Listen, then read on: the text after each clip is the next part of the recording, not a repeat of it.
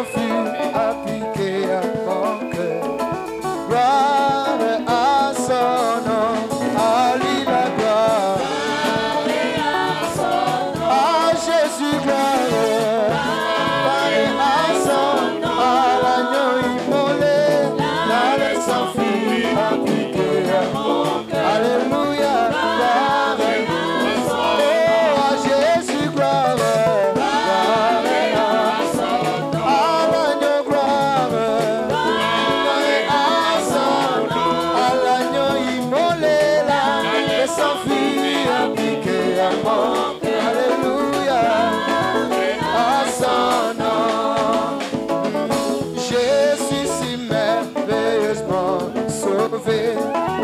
Avec douceur, Jésus est dans moi.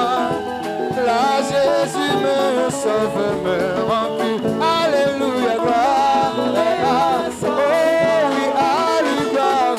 Gloire à son nom. À lui gloire. Gloire à son nom. À l'agneau du calvaire.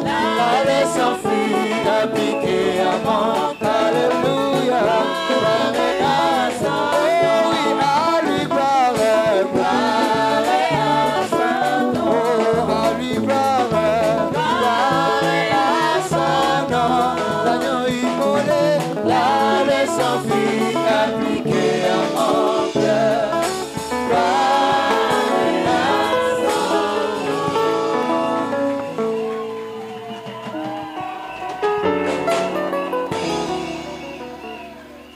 Shalom Église. Que le Shalom. Seigneur vous bénisse. Est-ce qu'on peut pousser encore des cris de joie pour la Il mérite plus que ça, il mérite plus que ça. Acclamons pour le roi des rois.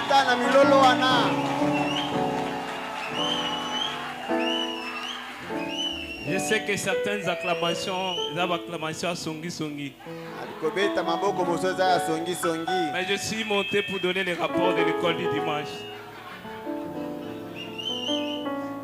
Veuillez m'excuser, je vais passer au repas du Seigneur. Je ne suis pas là pour les rapports de l'école du dimanche. Que Dieu vous bénisse. Je pense que nous avons passé de meilleurs moments ensemble cette année.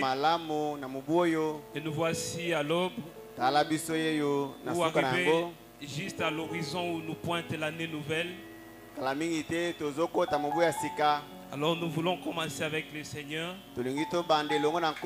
Comme l'a dit notre pasteur, le serviteur de Dieu. Et quand nous allons passer ici, il y a de meilleures et de bénédictions du Seigneur. Alors nous nous préparons juste pour un petit moment pour aller à cela. Je tiens à lui remercier chaleureusement.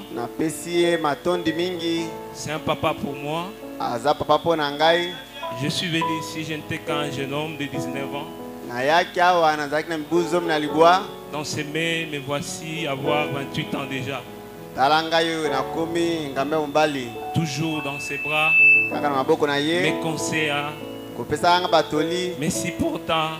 J'ai eu mes hauts et mes bas, mais il était toujours à côté de moi. Et j'étais toujours à côté de lui. Je tiens à remercier tout le monde, mes frères et sœurs, mes amis de l'école du dimanche. Que Dieu vous bénisse vraiment pour vos soutiens. Je ne cesserai de témoigner cela. J'ai pas assez de minutes, on m'a accordé 40 minutes seulement. Alors nous aurons assez de temps pour le faire. Je vous prie de vous tenir debout pour lire la parole. Alors que nous sommes debout, nous prenons dans Matthieu chapitre 11, verset 25.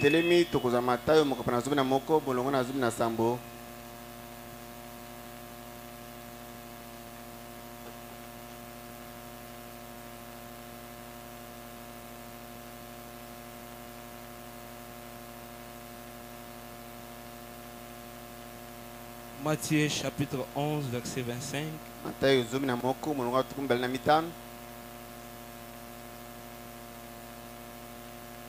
En ces temps-là, Jésus prit la parole et dit, je te loue, Père, Seigneur du ciel et de la terre, de ce que tu as caché ces choses aux sages et aux intelligents, et de ce que tu les as révélées aux enfants. Que le Seigneur ajoute la bénédiction à la lecture de sa parole, alors que nous courbons la tête. Frère Maki est là. Veuillez m'aider avec cette petite note. Il prend soin de moi.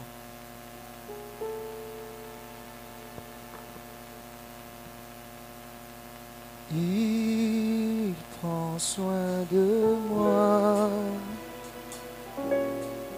Il prend soin de moi. Dans les jours, la nuit, il prend soin de moi. Il prend soin de moi. Il prend soin de moi. Oh, il prend soin de moi. Dans les jours, la nuit, il prend soin de moi. Seigneur Jésus, alors que nos têtes sont inclinées vers la terre dont nous sommes tirés, si tu ne nous étais pas venu en aide, Seigneur, au cours de cette année qui allait nous prendre soin de nous, tu as pris soin de chacun de nous, raison pour laquelle nous t'avons chanté ceci. C'est l'expression de notre amour envers toi, chacun de nous. Nous avons abandonné nos lits, nous avons abandonné tout ce que nous allions faire en ces moments pour venir à toi, Seigneur. Comme nous nous sommes convenus de venir en ces moments et passer cette table, Seigneur Dieu bien-aimé, dit Seigneur. Nous en profitons, Seigneur Dieu bien-aimé, que ce que nous venons de lire comme quelqu'un un jour qui est passé sur le banc de l'école, mais que tu prennes, Seigneur, ce que tu as gardé pour tes enfants et que tu leur donnes en ces moments qu'ils soient bénis en retour. Qu'aucun de ne quitte ces lieux tel qu'il était venu. S'il y avait au milieu de nous des malades, qu'ils soient guéris. S'il y avait au milieu de nous ceux qui avaient besoin du Saint-Esprit, qu'ils en reçoivent de toi. Seigneur, comme nous l'avons chanté, cela ne peut venir que de toi. C'est toi qui as pris soin de nous. C'est toi qui prendras soin du reste. Accorde-nous, Seigneur, le petit moment que nous avons pour la gloire de ton Saint dont nous t'avons ici prié. Demandant avec joie, croyant que l'onction du Saint-Esprit nous environneront et nous donnera ce que nous devons dire à ton peuple. Fais-le comme tu as fait, Seigneur, à Daniel, ton serviteur, pendant qu'il était là dans la fosse aux lions et que les lions n'avaient pas assez, Seigneur Dieu bien-aimé, d'occasion pour le faire du mal. Tu avais fermé sa bouche.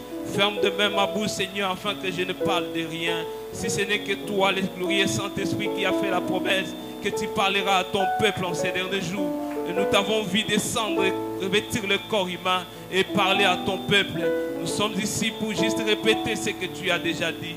Confirme ta parole, bénis ta parole, alors nous le demandons avec action de grâce dans le nom précieux du Seigneur et Sauveur Jésus. Amen.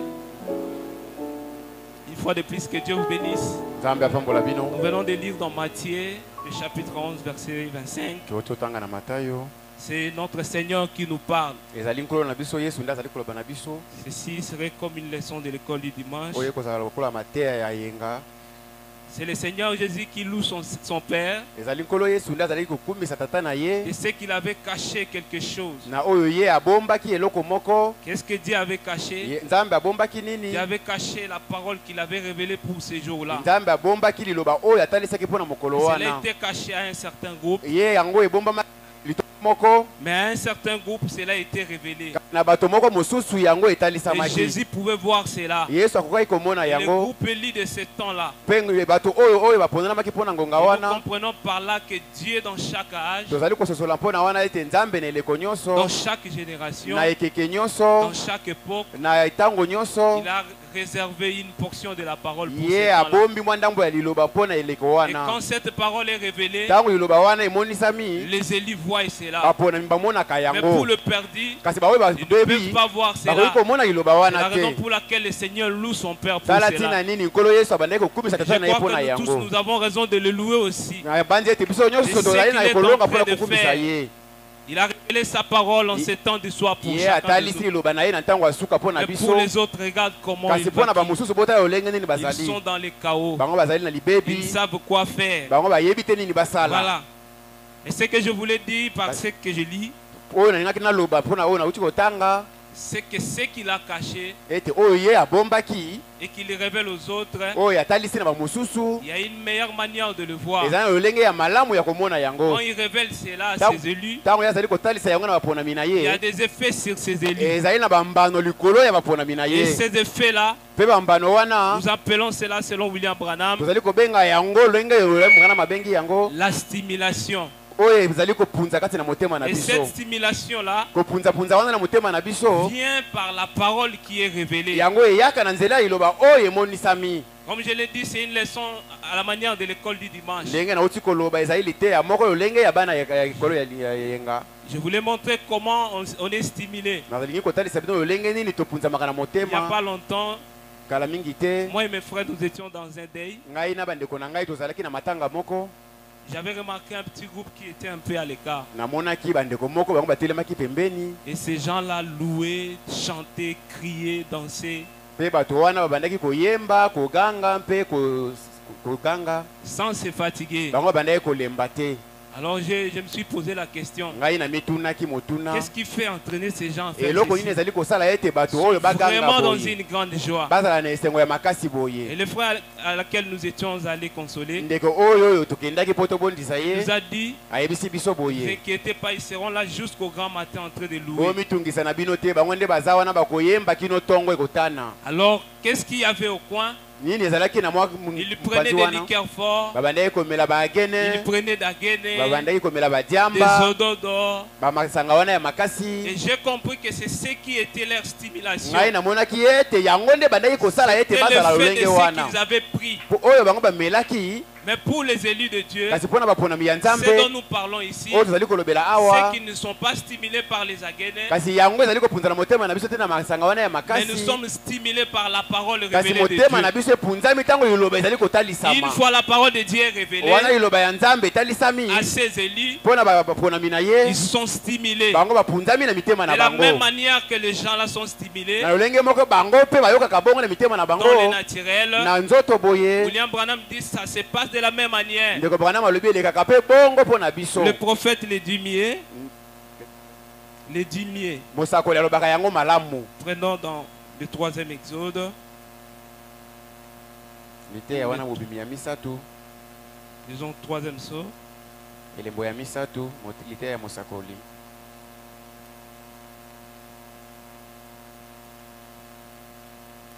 C'est paragraphe 308. Frère Branham dit ceci. Quand la vérité d'une parole de Dieu qui a été promise a vraiment été révélée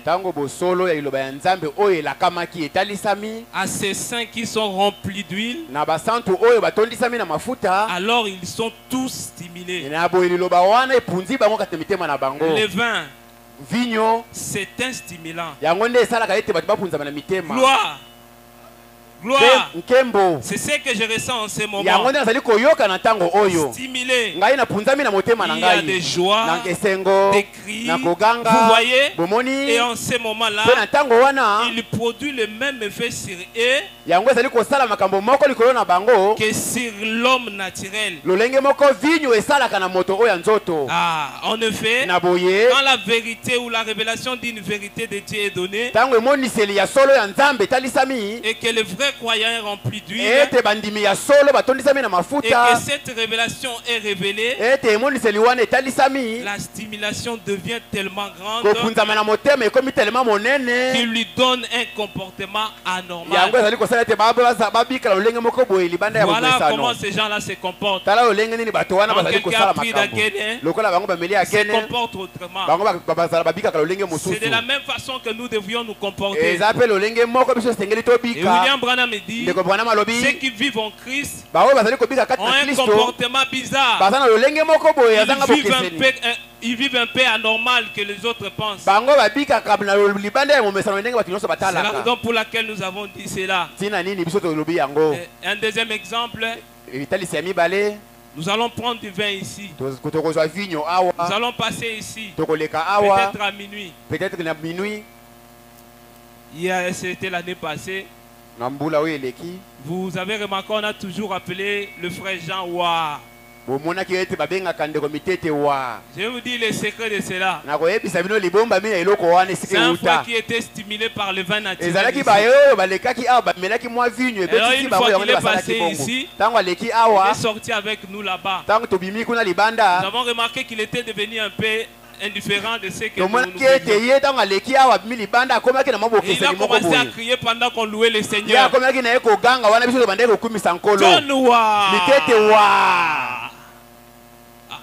J'étais avec le frère Justin. Nous nous sommes dit, ça y est. Voilà. C'est ce que fait le vin dans le comportement normal comme ça. Et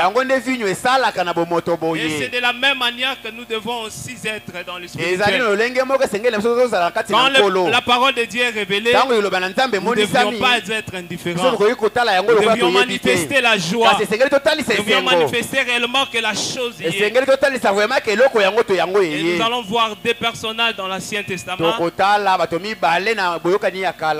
Et si nous avons le temps, nous aurons aussi des personnages dans le Nouveau Testament. Nous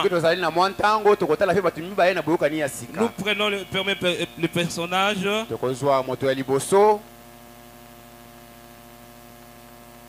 C'est Myriam dans la Bible. Vous connaissez tous Myriam.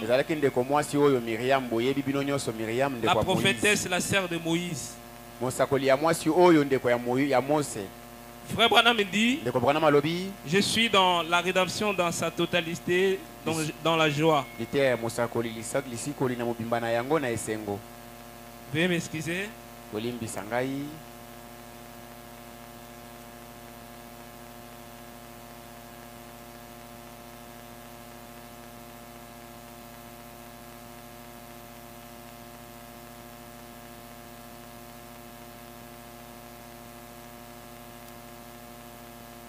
Le paragraphe 87, si vous y êtes.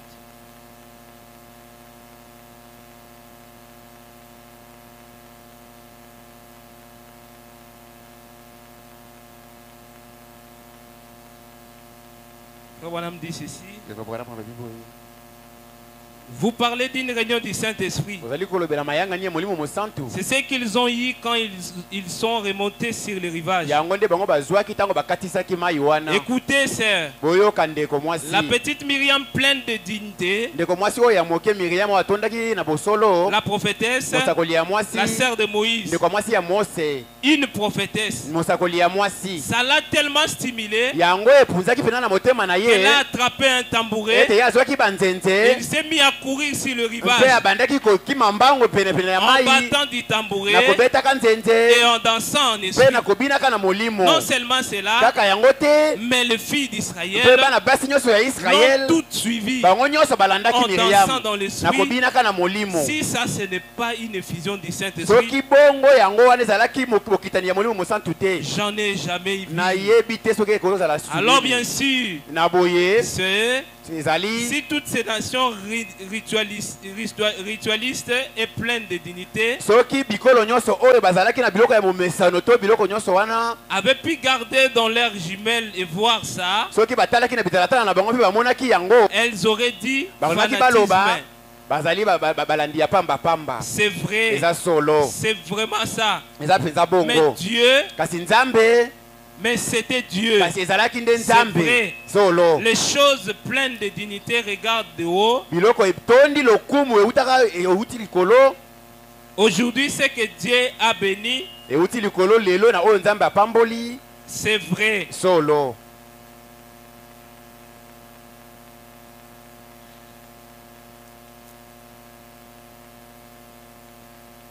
Branham ajoute et dit,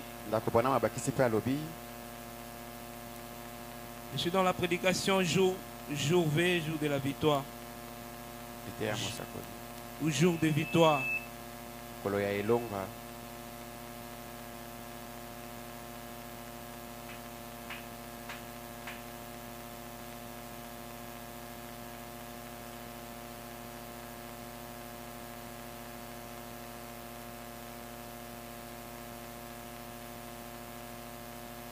dit ceci. Et pour Moïse, ce grand jour V, c'était là, à la mer. Oh, quel jour V ça a été pour Moïse. Et pour les enfants d'Israël qui ont obéi à la voix de leur prophète. Les enfants d'Israël commençaient à s'inquiéter du fait que la mer était devant eux. Et derrière eux, c'était l'armée de Pharaon. Ils ont commencé à crier vers le prophète Moïse. Tu nous as fait sortir d'ici pour nous faire mourir, pour nous faire tuer dans ce désert. Le prophète Moïse les a dit: ne vous inquiétez pas. Les Égyptiens que vous voyez, vous ne les verrez plus. Et quand ils ont traversé juste la mer et que Myriam a remarqué que c'était vrai ce que le prophète avait dit, c'est que la parole du Seigneur leur avait dit était vrai, et que cela était confirmé et affirmé. Alors là, Myriam s'est comportée bizarrement. Elle a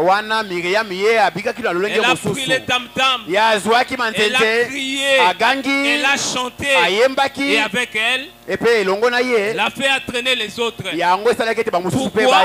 Myriam avait vu cette parole être confirmée devant elle. Et ce peuple d'Israël avait vu aussi cette même parole être confirmée. Et c'est ce que nous devons ressentir en ce moment. Quand la parole de Dieu est révélée, confirmée, manifestée devant nous, cela produit de fait sur nous. Nous sommes stimulés. Nous nous comportons autrement.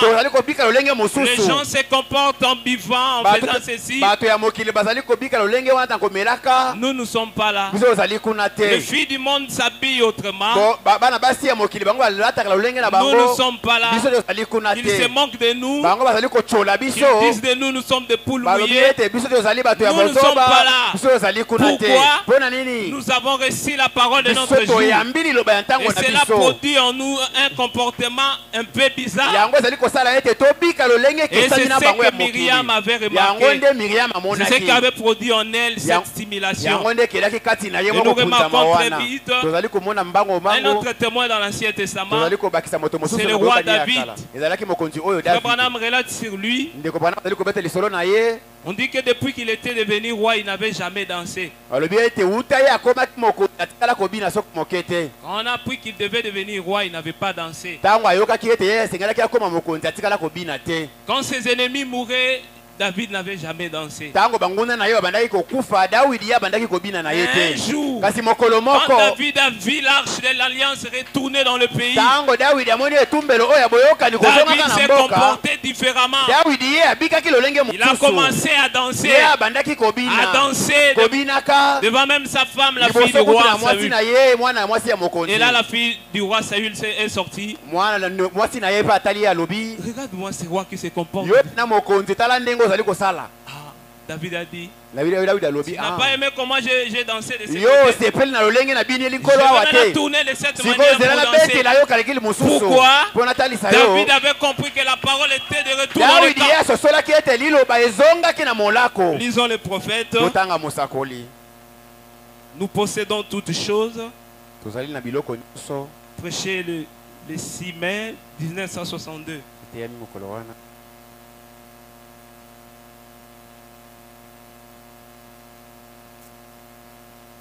Le paragraphe 76.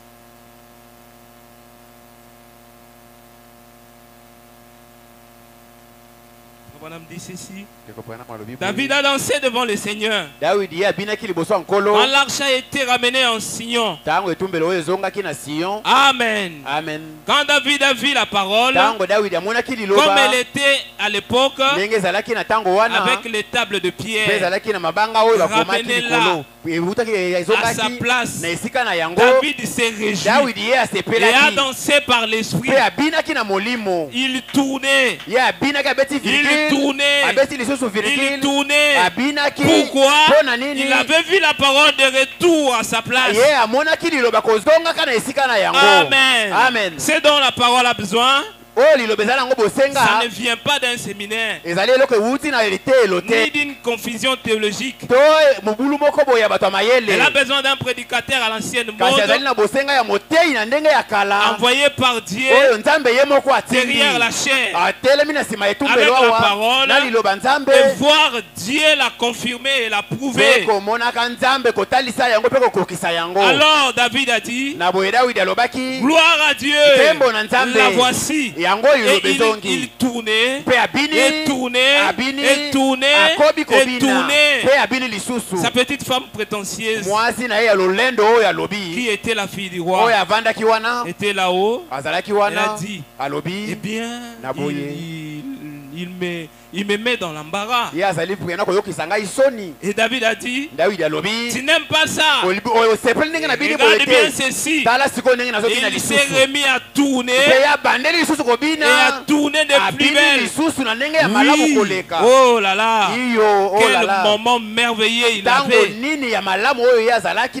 Vous savez, Dieu a regardé du haut des cieux et a dit, David, tu es un homme selon mon cœur. Vous voyez pourquoi il avait perdu toute fierté. Il avait perdu toute la sienne. Pourtant, il était marié à la fille d'un roi. Mais cela n'a même pas été pris en considération. En ce moment-là, il savait qu'il connaît. Il savait qu'il connaissait les possesseurs des cieux et de la terre. Et voici que la parole de Dieu revenait parmi eux. Et David en était si heureux qu'il a dansé. Il a dansé de toutes ses forces. Vous voyez ce que cela a produit sur David. Alors très rapidement, allons dans le Nouveau Testament. Comme le temps file, il nous reste que 15 minutes. Prenez avec moi Jean chapitre 4.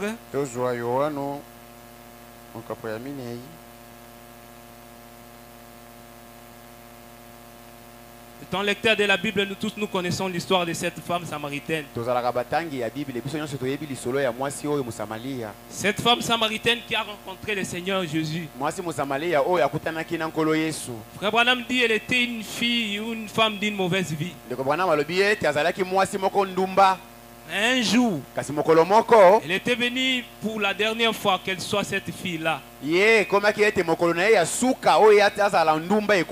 Ah! Elle avait rencontré quelque chose. Et ce qu'elle avait rencontré, c'était Jésus. Et Jésus, il est la parole. Et Jésus, il était la parole manifestée de ce jour-là. Et quand cette femme l'a rencontré, la Bible déclare qu'elle ne savait plus quoi faire. Elle commençait à se demander, dois-je prendre encore la cruche?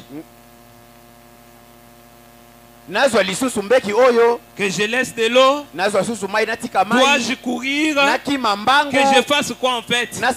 Parce que j'ai rencontré, c'est ce qu'on nous avait dit. Frère Branham me dit que cette femme partait à l'église comme nous. Mais néanmoins, elle n'était pas changée.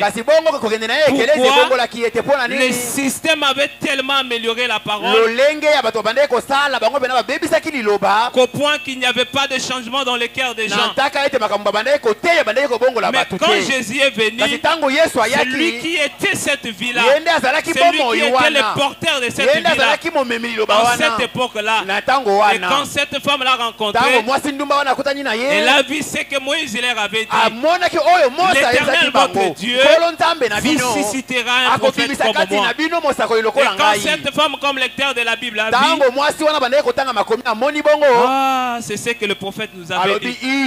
C'était pour notre jour. C'était la parole pour notre jour. La voilà être confirmée. La voilà être révélée. Et la femme était stimulée. Elle est partie en courant. Frère Branham me dit, je suis dans le 3e exode. Mes frères à la projection, veuillez m'excuser, je n'avais pas préparé ça. pour vous donner. Troisième saut toujours. Le paragraphe 321.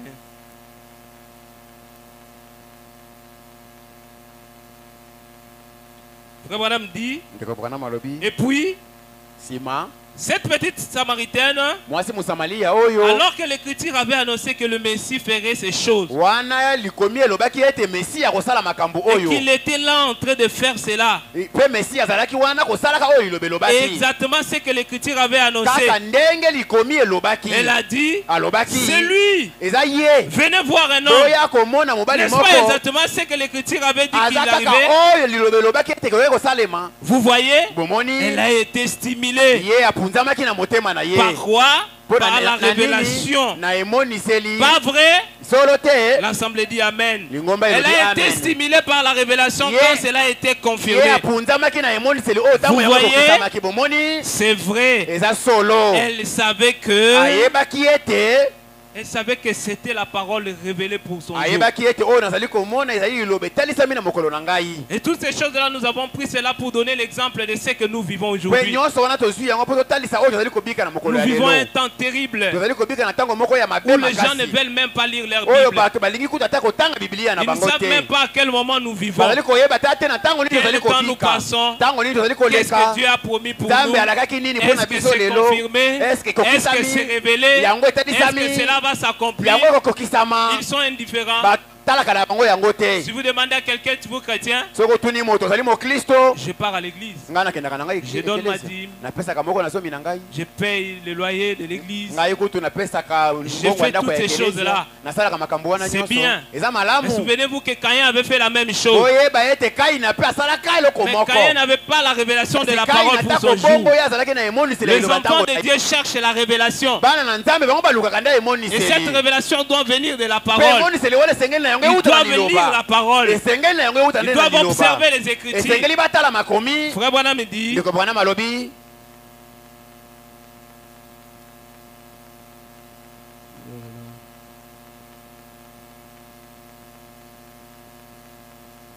je suis dans le 7e saut, le paragraphe 172.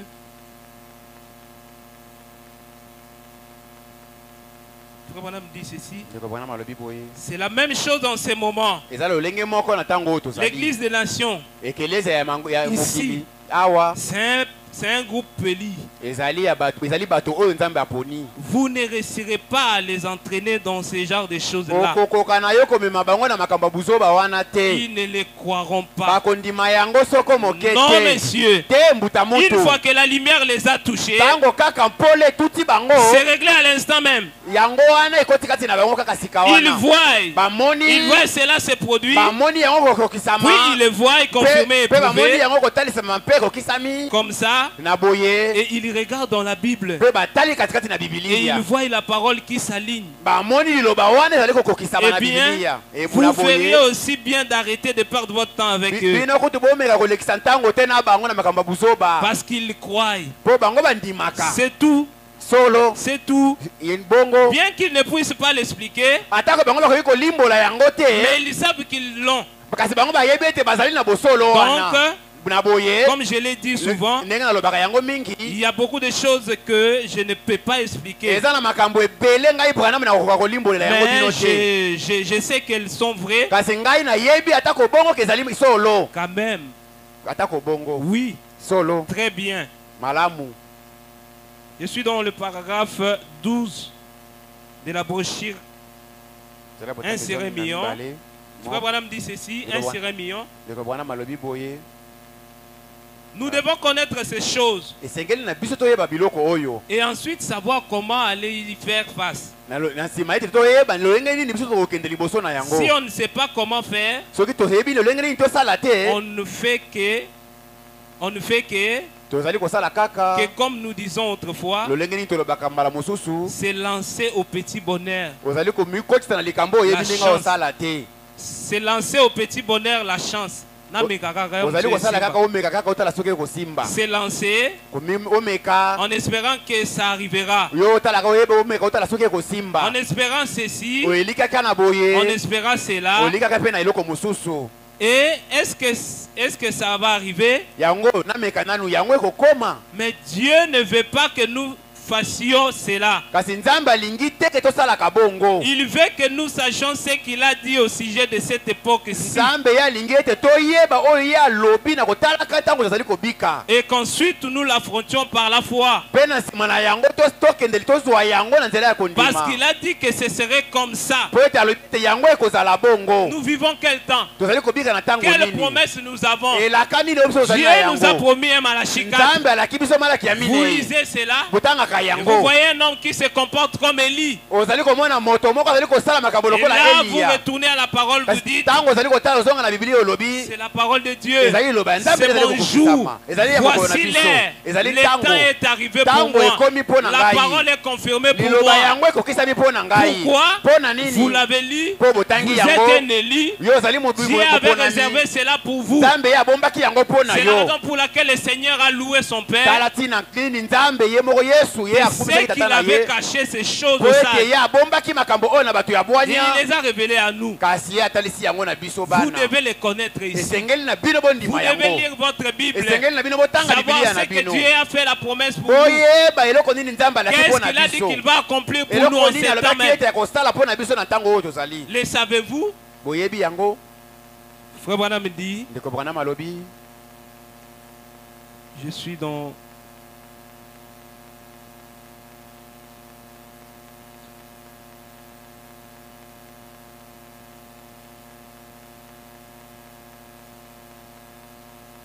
Nous. La sémence n'hérite pas avec la balle.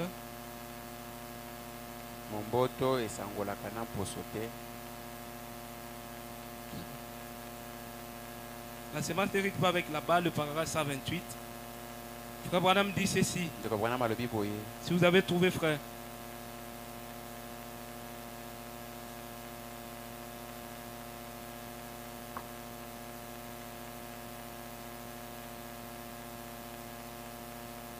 Paragraphe 128. Frère Branham dit, Dieu avait promis des lapins au temps de Luther. Il avait promis d'autres choses au temps des autres. Mais maintenant, il nous a promis un vrai repas complet. Le menu complet à 7 plats. Car tous les 7 seaux sont ouverts. Et tout est prêt pour la parole de Dieu. Écoutez maintenant. Pour qui? Pour ceux qui peuvent recevoir. Cela n'est pas donné à tout le monde. Cela est donné seulement à un petit groupe de gens. Descendez un peu. Le paragraphe 129, le parti B. Descendez.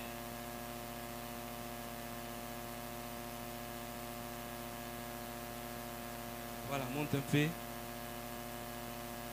Voilà, un aigle. Frère Branham dit, un aigle authentique de ces jours, c'est que c'était très bien.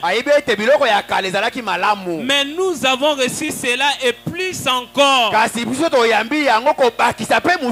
Au point que Jésus-Christ s'est manifesté dans la plénitude de sa puissance. Comme il avait promis pour ces derniers jours. Nous vivons dans les derniers jours. Et qu'est-ce que Dieu a promis pour nous? Il nous a promis Malachie 4. Il nous a promis Apocalypse 10. Il nous a promis 17:30. Lisons cela. On dit ceci. Dans le 3e sceau. Le paragraphe 197.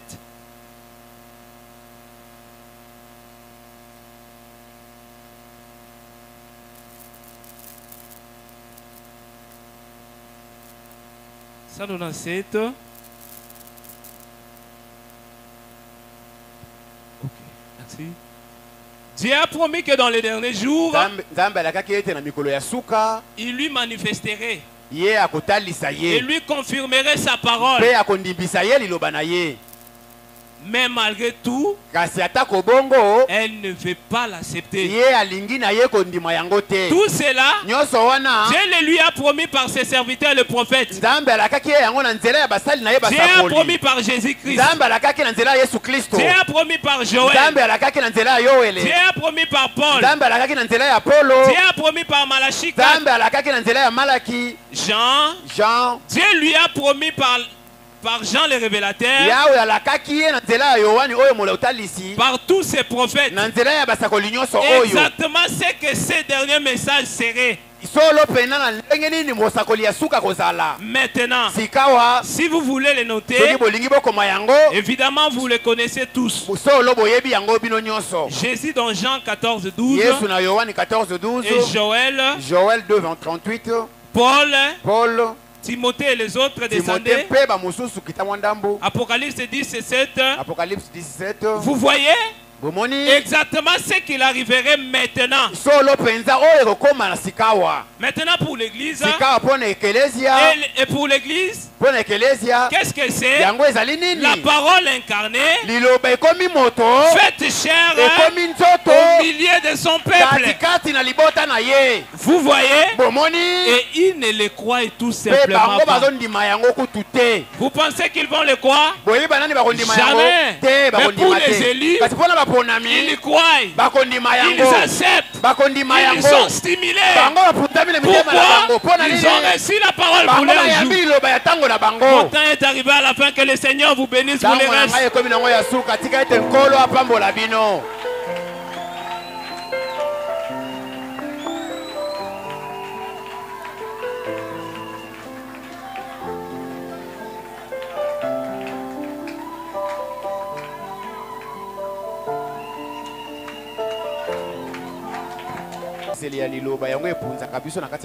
En d'autres termes, ça donne la joie. Qu'est-ce que la révélation? Ça vient du verbe révéler. Ça signifie le dévoilement. C'est-à-dire que c'était un mystère.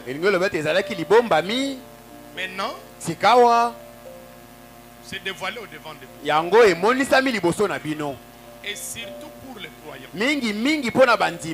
tu étais lié par les péchés. Aujourd'hui, on t'apporte la vérité. Il y a un sauveur qui a pris ta place. Tu dois t'en aller libre. Dès que tu découvres cela, ça ne peut que te réjouir. C'est ce qu'on appelle la stimulation. C'est pour cela que quand vous venez à l'église prier, on peut apporter la parole, mais vous ne saisissez rien. On ne prêche pas simplement pour prêcher. La parole dit ceci, la Bible. Je leur ai envoyé ma parole et ma parole les a guéris. Quand la parole sort, c'est pour résoudre vos problèmes. C'est pour répondre à vos questions. La parole fait que vous découvriez, vous compreniez qui vous êtes. Maintenant, dès que vous découvrez tout ça, ça donne la joie. Et on appelle ces stimulations les vins spirituels. C'est pour cela que quand nous allons aussi les prendre dans les naturels, vous allez voir que même celui qui est timide, donc il sera dans la joie. Et c'est ce que fait la parole. Mais qu'est-ce qui fait que quand on apporte la parole, tu es toujours indifférent? Donc la parole doit avoir des effets sur vous. Ok, que Dieu bénisse son frère Irénée. Nous allons nous tenir debout. Chaque prédication a ses bénédictions. Alors nous allons prier chacun de nous conformément à ce que nous avons écouté. Prions.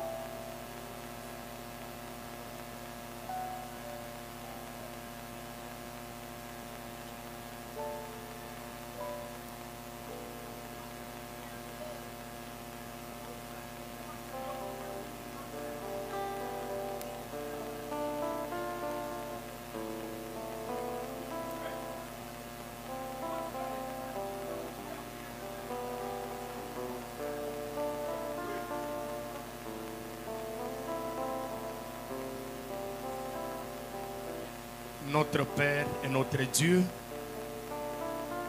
toi, le donateur de tous dons excellents, nous te remercions de tout cœur pour cette portion de la parole que ton serviteur vient de nous apporter sur la révélation de ta parole qui stimule, Seigneur. Et chaque fois que ton peuple est dans les pétrins, qu'il est en difficulté, Seigneur, et qu'il voit ta parole être confirmée, qu'il voit ton amour être manifesté, cela stimule, cela donne la joie, Seigneur. Et nous te prions, Seigneur, de te révéler à tout un chacun de nous.